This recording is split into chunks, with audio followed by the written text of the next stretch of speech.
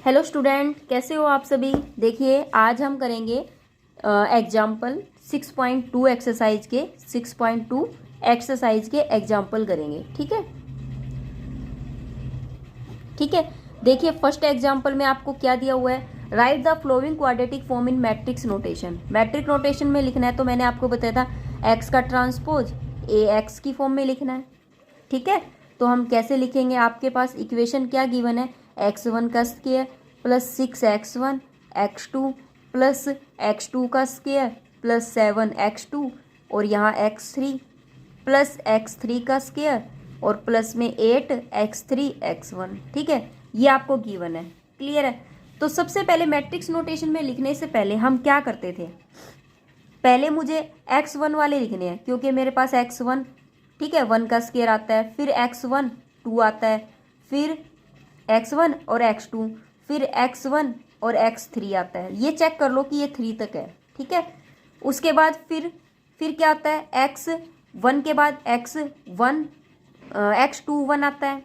ठीक है, x2 और x1 ठीक है, प्लस x2 और फिर x2 2 ठीक है, फिर x2 और x3 ठीक है। उसके बाद फिर क्या आता है मेरे पास, x3 x1 x3 x2 plus x3 और x3। ठीक है, अब देखो मैं आपको एक बार समझाने के लिए इतना लंबा चौड़ा ले लिया मैंने। ठीक है, ये एक बार मैंने कोफिशिएंट लिख लिए, अभी बताती हूँ मैं आपको। x2 इसको मैं x2 का स्क्वायर कर सकती हूँ। ठीक है,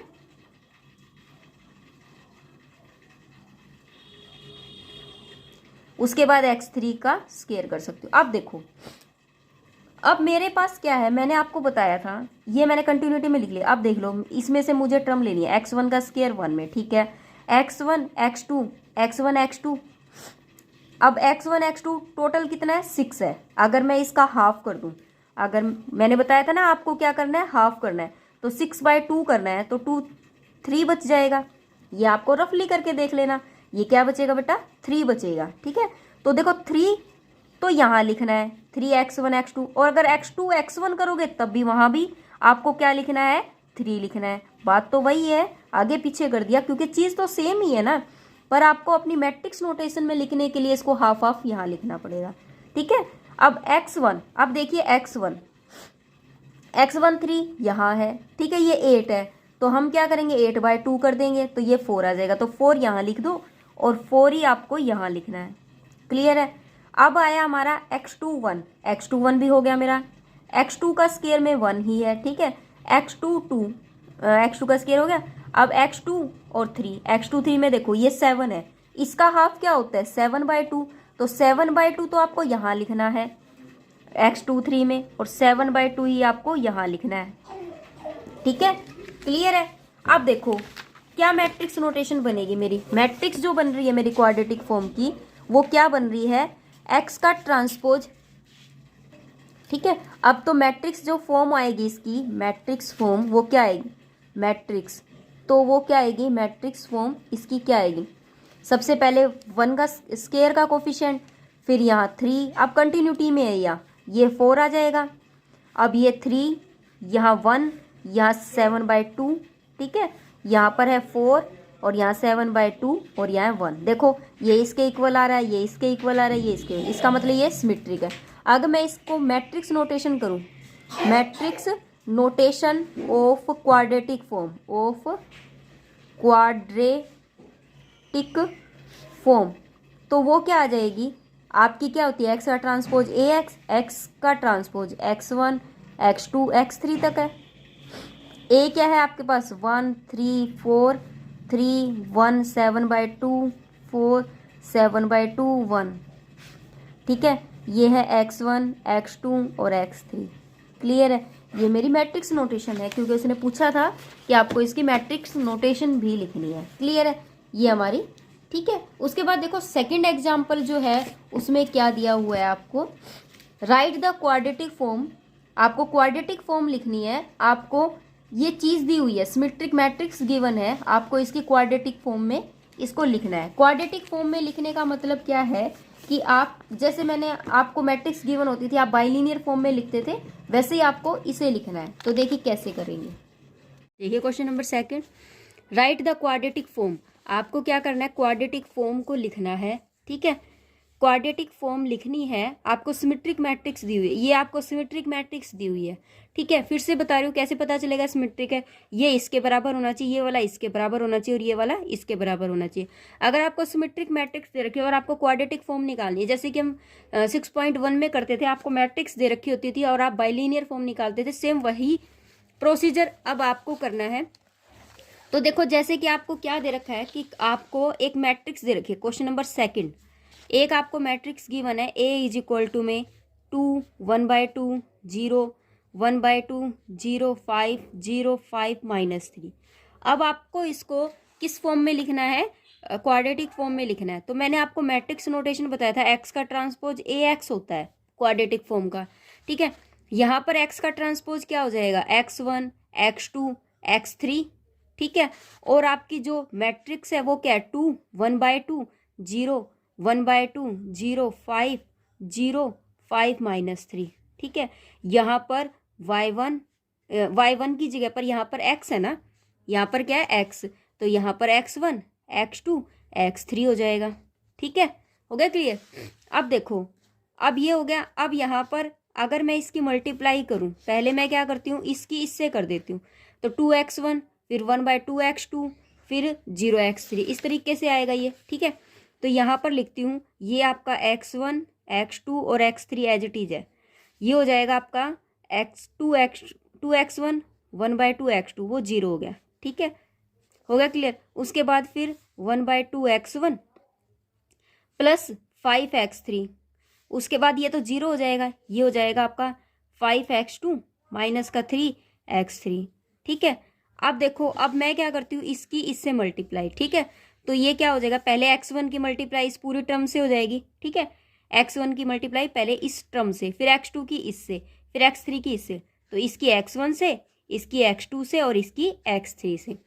तो देखो 2x1 का स्क्वायर प्लस 1/2 x1 x2 हो गया। ठीक है, प्लस 1/2 x1 x2। ठीक है, plus 5 x3 x2 plus 5 x2 x3। ठीक है, माइनस का 3 x3 का स्क्वायर।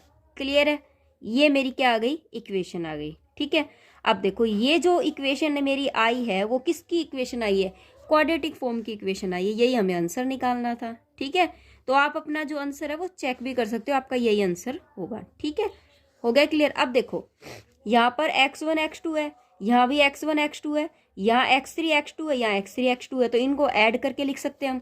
ठीक है, तो हम क्या करेंगे, इसको ऐड कर देंगे, सेम टू सेम है ना, इसलिए। तो सबसे पहले तो क्या है, 2x1 का स्क्वायर। ठीक है, ये हो गया x1 x2, ये कितना हो जाएगा 10 x3 x2 हो गया। ठीक है, माइनस का 3 x3 का स्क्वायर। ये जो है मेरा क्वाड्रेटिक फॉर्म आ गई। क्या आ गई, मेरी क्वाड्रेटिक फॉर्म आ गई, किसकी, मैट्रिक्स की। ठीक है, इस तरीके से ये क्वेश्चन कंप्लीट। अब देखो क्वेश्चन नंबर थर्ड में क्या दिया हुआ है। क्वेश्चन नंबर थर्ड में क्या दे रखा है कि write the quadratic form corresponding to the matrix. वही सेम कि आपको मैट्रिक्स गिवन है और आपको इसकी क्वाड्रेटिक फॉर्म लिखनी है। दूसरे पार्ट में उसने क्या पूछा है, री right the matrix A of form show that it is symmetric.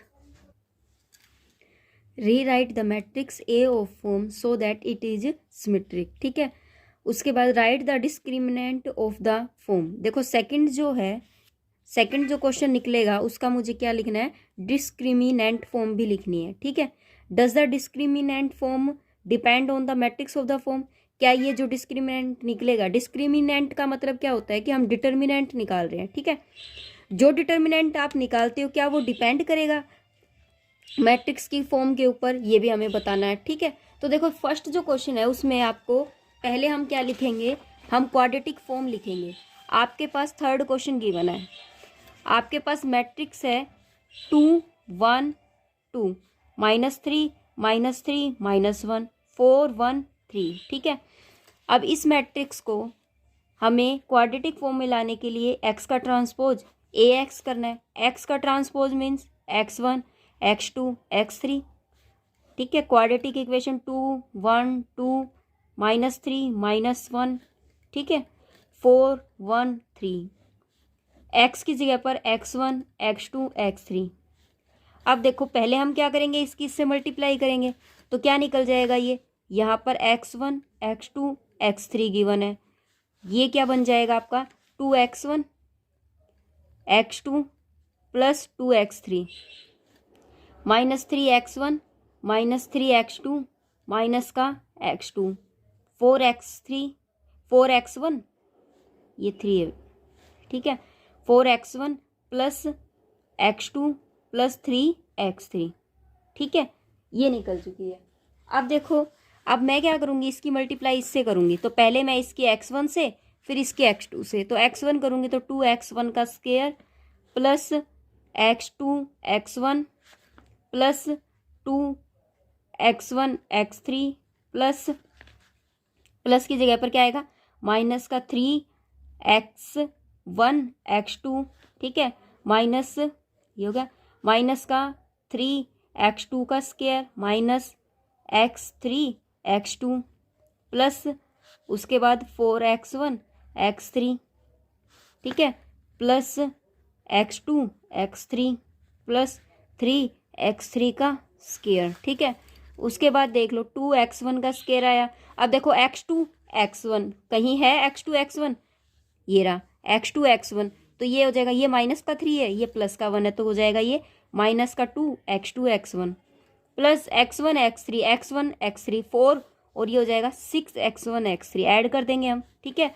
यहाँ देखो, यहाँ क्या दे रखा है माइनस का 3x2 का स्क्वायर, उसके बाद देखो x2 x3 एक x2 x3 यहाँ पर भी है, तो ये तो हो जाएगा 0, ठीक है। उसके बाद क्या दे रखा आपको 3x3 का स्क्वायर। ये जो मेरी इक्वेशन आई है, ये मेरी किसकी इक्वेशन आई है,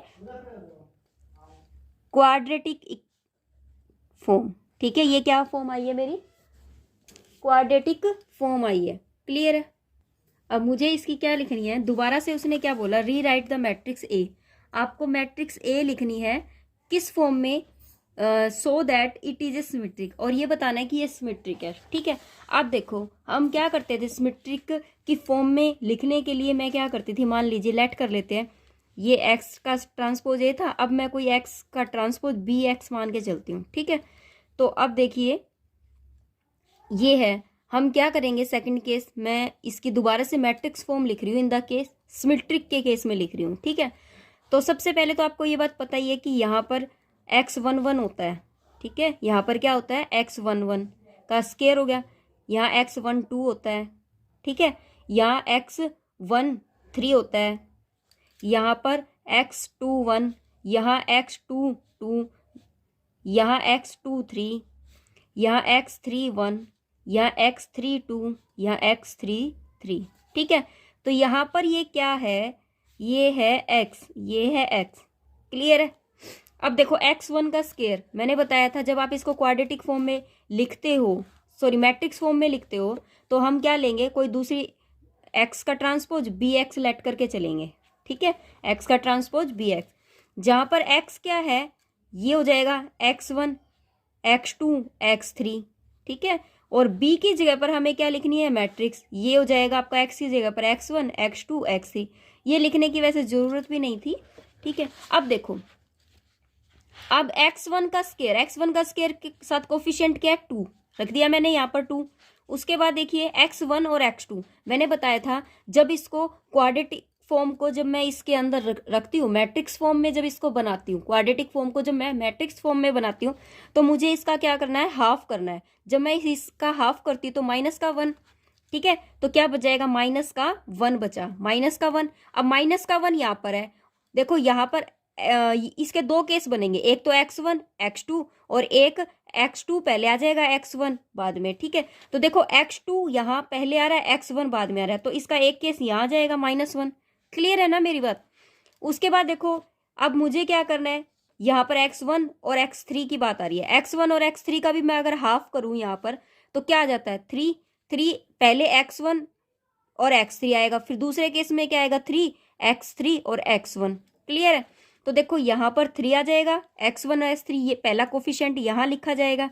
उसके बाद x3 और x1, देखो x3 और x1 वाली लाइन ये है, तो यहाँ लिख दिया मैंने इसका एक कोफिशिएंट। क्लियर है मेरी बात?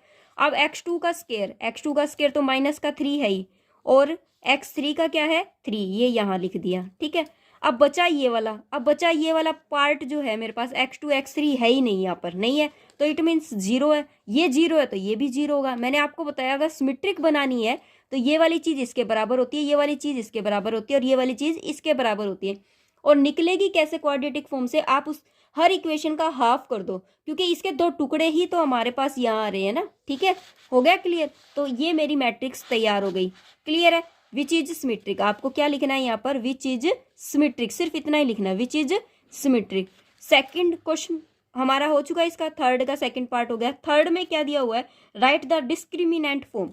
ये जो मैट्रिक्स आपकी आई है, सेकंड की जो मैट्रिक्स आई है, देखो इसने बोला भी है कि क्वेश्चन जो सेकंड की आपकी मैट्रिक्स आई है, आपको उसके डिस्क्रिमिनेंट फॉर्म निकालने। डिस्क्रिमिनेंट फॉर्म का मतलब पता है क्या होता है? मुझे डिटर्मिनेंट निकालना है। पीछे मैंने आपको बेस करवाया तब आपको बताया था कि डिस्क्रिमिनेंट को ही हम क्या बोलते हैं?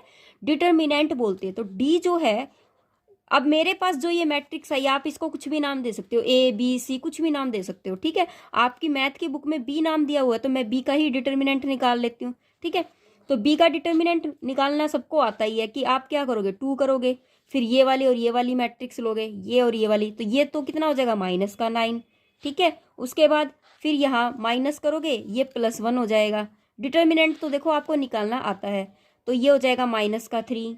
ठीक है, तो मैं बिल्कुल शॉर्ट करवा रही हूँ, ये 0 + 9 हो जाएगा। ये कितना हो गया? माइनस का 18, माइनस का 3, और ये हो जाएगा 27। तो आंसर जो है वो मेरा कितना आ रहा है? 6 आ रहा है। ठीक है, तो इसका जो डिस्क्रिमिनेंट है वो आंसर में क्या दे रहा है? मुझे 6 दे रहा है। उसके बाद देखो मुझे क्या निकालना है। फोर्थ पार्ट में उसने क्या बोला? क्या जो डिस्क्रिमिनेंट आपने निकाला है या डिटर्मिनेंट जो आपने निकाला है वो मैट्रिक्स के ऊपर डिपेंड करता है, इस वाली के ऊपर डिपेंड करता है? तो इफ यस तो गिव एन एग्जाम्पल। उसने कहा यस। ठीक है, उसने खुद ने आंसर भी दे दिया कि यस। अगर आपका इसके ऊपर डिपेंड करता है तो आप मुझे इसे बताइए कैसे।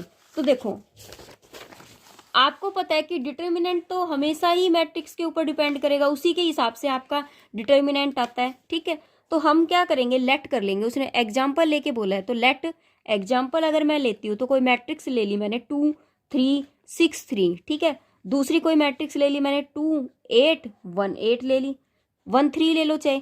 ठीक है, अब देखो यहाँ पर इसका जो अगर आप इसका डिस्क्रिमिनेंट लेना है हमें। ठीक है, अगर आप इसकी क्वाड्रेटिक फॉर्म निकालते हो और इसकी क्वाड्रेटिक फॉर्म निकालते हो, दोनों की वो तो सेम आ रही है दोनों की, लेकिन इनका जो डिटर्मिनेंट होता है ना वो दोनों का अलग अलग आ रहा है। ठीक है, देखो इसने यही बात बोली है कि डिस्क्रिमिनेंट जो होती है ना वो क्या मैट्रिक्स पर डिपेंड करती है। कैसे? अगर जो मैट्रिक्स आपकी आएगी, मान लीजिए आपने ये मैट्रिक्स ली, मेरे कहने का मतलब ये है कि इस मैट्रिक्स का डिटर्मिनेंट अलग आएगा और इस मैट्रिक्स का डिटर्मिनेंट अलग आएगा। ठीक है, चाहे इन दोनों की क्वाड्रेटिक फॉर्म सेम आए बट डिस्क्रिमिनेंट जो है वो अलग अलग हो भी सकता है और नहीं भी हो सकता। ठीक है, तो डिपेंड तो इन दोनों पर ही करेगी ना, डिपेंड तो मैट्रिक्स पर ही करेगा डिटर्मिनेंट। ठीक है, तो देखो जब मैं इसका डिटर्मिनेंट निकाल रही हूँ तो 2 3 6 6 3 18 कितना आया? माइनस का 12। और इसका डिटर्मिनेंट निकालती हूँ तो क्या आ रहा है? 3 दूनी 6 माइनस का 8, ये माइनस का 2 है। लेकिन इन दोनों को अगर मैं सोल्व करती हूँ ना तो क्वाड्रेटिक फॉर्म मेरी दोनों की सेम आ रही है। क्वाड्रेटिक फॉर्म मेरी दोनों की क्या आ रही है? सेम आ रही है। वो क्या आ रही है? क्वाड्रेटिक फॉर्म जो है इन दोनों की वो क्या आ रही है? 2। देखो यहाँ x1 का स्क्वायर होता है, यहाँ x1 x2। ठीक है, यहाँ x2 यहाँ x1, और यहाँ पर क्या होता है? x2 का स्क्वायर। तो देखो यहाँ पर क्या रहा है? x1 का स्क्वायर प्लस इन दोनों को ऐड करना है क्योंकि है तो सेम ही, x2 x1 x1 x2। तो ये कितना हो जाएगा? 9x1 x2। ठीक है, प्लस 3x2 का स्क्वायर। अब इसकी अगर आप क्वाड्रेटिक फॉर्म लिखो तो 2 सेम वही 2, यहाँ 2 लगेगा, यहाँ 2x1 का स्क्वायर प्लस इन दोनों को ऐड करना है तो 9x1 x2 प्लस में 3x2 का स्क्वायर। देखो quadratic form both have same but determinant जो होता है ना वो दोनों का क्या है? डिफर है। इट मीन्स क्या है? Depend on the matrix. ये किस पर डिपेंड करती है? मैट्रिक्स पर डिपेंड करती है, नॉट क्वाड्रेटिक फॉर्म के ऊपर डिपेंड करती है। ठीक है, क्वाड्रेटिक फॉर्म भले ही सेम हो बट डिटर्मिनेंट जो है वो दोनों का अलग अलग हो सकता है। क्लियर है मेरी बात? ठीक है, जो मैं समझाना चाहती हूँ वो बात आपको अच्छे से समझ आ चुकी है। और लिखने का तरीका तो आप अपनी बुक में से जरूर देखते हैं, ठीक है, तो वो वहाँ से ले सकते हो। Thank you, have a nice day. आज की वीडियो जो है एग्जाम्पल से रिलेटेड थी। नेक्स्ट वीडियो में हम 6.2 एक्सरसाइज करेंगे। Bye bye. सबसे पहले सभी बच्चे जल्दी से जल्दी इस वीडियो को लाइक जरूर कीजिए। लाइक करना ही हमारी मोटिवेशन को बढ़ाता है। Thank you.